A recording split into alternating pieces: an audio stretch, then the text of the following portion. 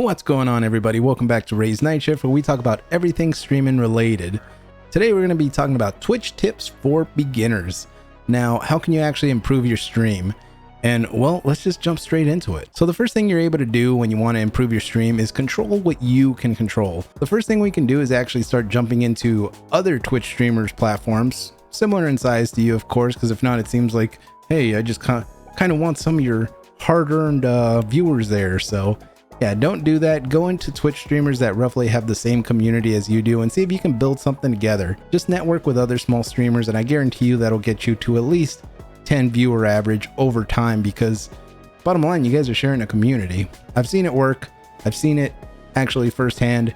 It's not ideal for growing the biggest community, but if you just want to get started, that's something you can control, and that's used with networking. Again, that's just one little thing. Let's move on to the next.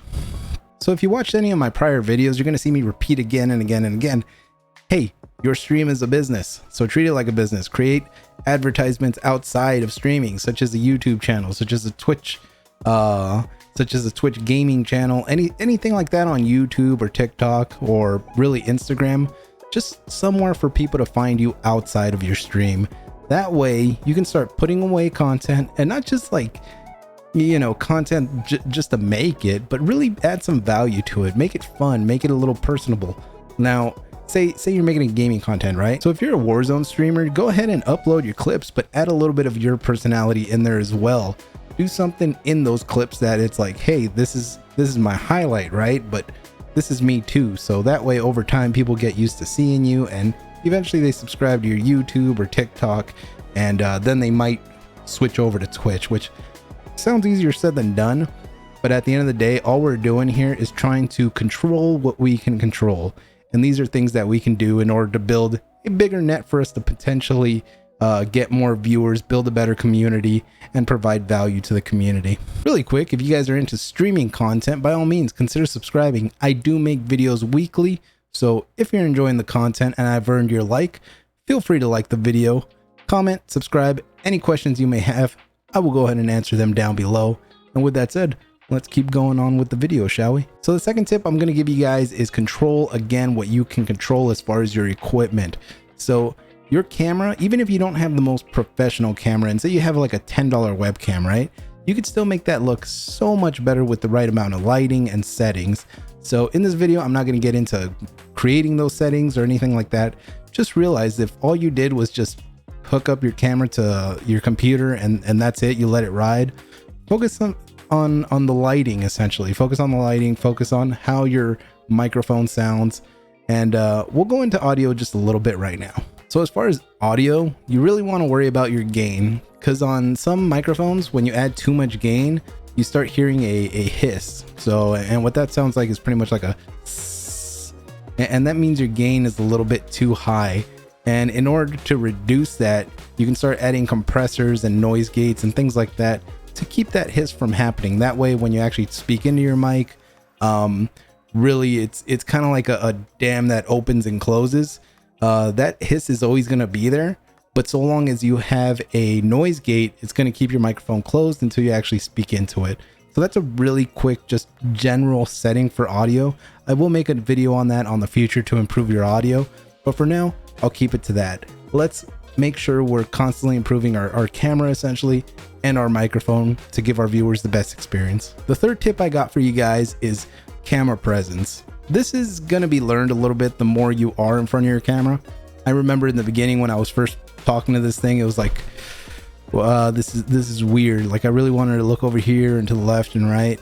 After a while, you get used to just looking dead center at the camera and speaking into it, because you find your niche, essentially. You find what you like to talk about, and it makes things so much easier. So I guess what I'm trying to say with this is talking to the camera is pretty difficult if you don't know what you're talking about. I remember when I used to make strictly tech review videos and I would talk to this camera, it was really hard to do because I wanted to memorize every little detail about, you know, graphics cards, every little detail about SSDs and the megahertz and all that kind of stuff. And I felt like, oh, like I'm just not, my brain wasn't firing on all cylinders because I had to go back to remember all that information. Like, it wasn't instilled in my head.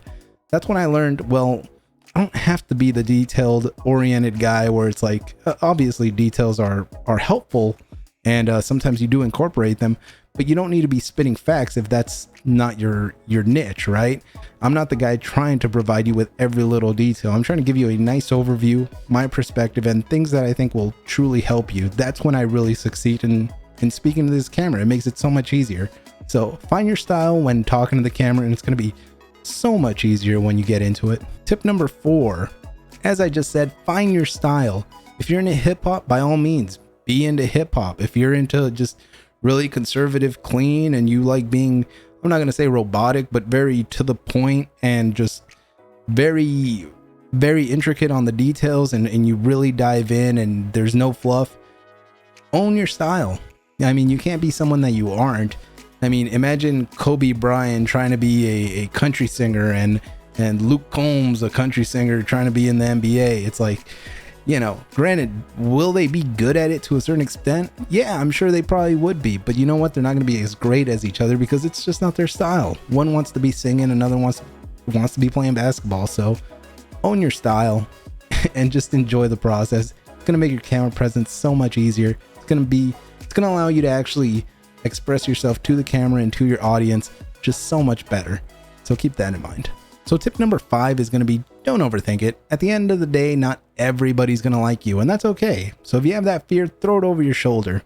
Funny little story. I left a comment on one of my favorite tech tubers videos, right? They were talking about Jägermeister and stuff like that, how he was sponsored to make a build for them. And, you know, Jägermeister is essentially like a hard liquor type thing. So it was pretty funny. I ended up writing, needs more Red Bull, right? And there was a bunch of comments on it that were just kind of joking around, laughing. But there was 2% that really got salty and said, oh my God, it's bad for your heart, for, you know, or whatever. And dude, I'm not over here to say pound every weekend. It was literally a joke. But you get people that talk about natural selection, and that's how these people get weeded out, and they take a real morbid approach to just a simple comment. Those type of viewers, I don't want them, you know, that it creates a toxic environment. So don't worry about them. Don't overthink it. That's what the ban button's for. That's what the comment button's for, to maybe change their mind and be like, hey, I didn't really think about it that way. I didn't mean it that way. If you want to mend that interaction a little bit. But overall, the main takeaway is don't overthink things. Ultimately, not everybody's always going to be happy, so don't worry about it. So those are 5 quick tips for beginners when it comes to Twitch. I know it's not really Twitch oriented as far as, you know, the traditional, you know, talk to yourself on camera and do the. Nah, these are things that, you know, I feel are more important than the simple technicals of becoming a Twitch streamer. So that's my opinion on the matter. I'm going to make more of these videos. If you like this content, go ahead and subscribe to the channel and hit the like button. Really hope you guys enjoyed this video. And with that said, I will see you guys on the next one.